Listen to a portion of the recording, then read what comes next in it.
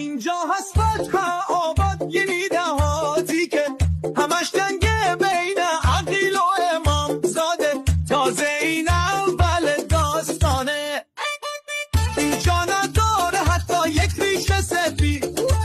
اگه میخری برو به کوه سفید، کوزه گنجر میارن عین ماست. تو هی بشین بگو خدا با ماست. اینجا مردمش میرن کالر سازی، فکر میکنی هستیم بچه بازی. اینجا به غیر از آب و برق زمین قطعه، دهیارمونم میده فقط بده. شوراهای اینجا دارن همش اختلاف، اکثر حرفاشون هتلاف. علی رضا افتخاریش علی اکبره، اینجا بهترین فوتبالیستش محمد جلو داره. بهترین هیکل مال پیمانه، بهترین پاسور باز اینجا هستنم دار. یک کمی فاصلت رو با ما نگهدار. مشکل حل میشه سریع و برقی، مثل دیوار ساختن اصلا تغییر.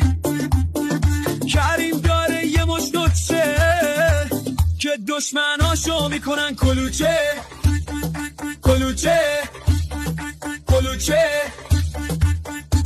نابغش مهدی امام علی، هم دیگه رو میفروشن با یک علی. الگو همه بچه ها شده مهدی باهوش، دیواراشون داره 2-3